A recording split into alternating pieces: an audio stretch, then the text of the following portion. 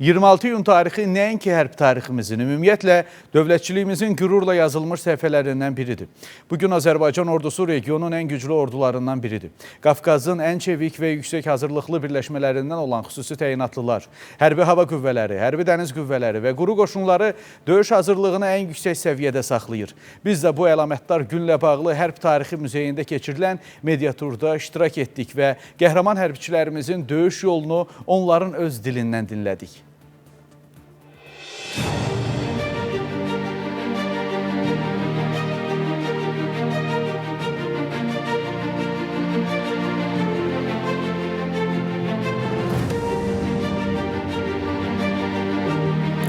Azərbaycan ordusu bugün həm peşəkar hazırlığı, həm də vətənə sədaqəti ilə nümunədir. Dövlətin gücü xalqın birliyində, ordunun gücü isə əsgərin inamındadır. Hərbi qulluqçular bugün də postmüharibə dövründə yüksək hazırlıq vəziyyətində xidmətini davam etdirir.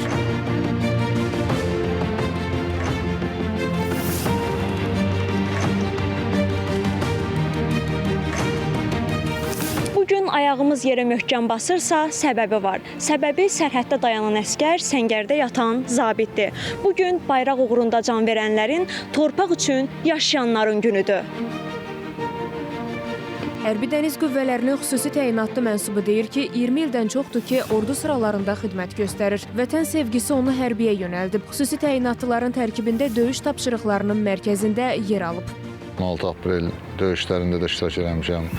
Dəniz xüsusiyyətləri mənsubu olaraq, ümumi hərbi dəniz qüvvələrinin xüsusiyyətləri olaraq və vətən müharibəsinin döyüşlərində də iştirak eləmiş. Vətənə xidmət eləyirsənsə, layiqincə və şərəflə vətənə xidmət etmək lazımdır. Canından, qanundan keçməyə hazır olmalısan.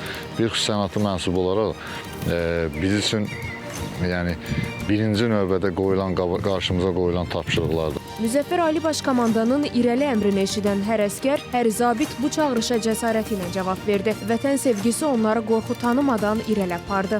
Azərbaycanın işğal olunmuş torpaqlarının azad olunması uğrunda döyüşlərdə Cəbrayıl, Qubadlı, Laçın rayonlarında azad olunmasında iştirak etmişəm. Biz hər zaman Ali Baş Komandamızın irəli komandasını gözləyirdi və nəhayət ki, 2020-ci il 27 sentyabrda bu Ali Baş Komandamızın irəli komandasını qəbul etdikdən sonra biz onun icrası üçün hər birimiz canfəşanlıq göstərdik və torpaqlarımızın işğaldan azad olunması üçün birinci növbədə yağı düşməni məhv etməyə və öz canımızı bu yolda qurban verməyə hazır idi. Qarşıya qoyulan tapşırıq şərəfli idi. Onlar qələbə amalı ilə birləşmişdi.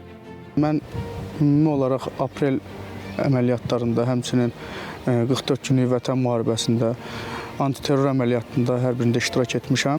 Biz bir məqsəd daşıyırdıq, düşmənə qalib gəlmək və bu da icra olundu şəxsiyyətin güclü iradəsi sayəsində. Hər bir hərbi qulluqçu döyüşmək üçün can atır, vətəninin azadlığı, müstəqilliyi uğrunda mübarizə aparmaq, bu bizim vəzifə borcumuzdur.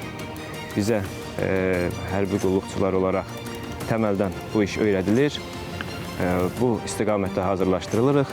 Müharibədə xırda, iri miqyaslı döyüş əməliyyatlarında layiqli düşmənə cavab vermək üçün illərlə döyüş yolu, hazırlıq mərhələsi keçirik. 26 iyun Azərbaycan ordusunun gücünü, iradəsini və tarixini yaşadan gündür. Bugün silahlı qüvvələrimizin yaranmasından 107 il ötür. Ən yeni tariximiz isə vətən uğrunda sinəsini sipər edən bu hərbiçilərin yazdığı dastandır. Günəş Rizayeva, Nadir Cəlilov, Fidan Səfər, SPAIS xəbər.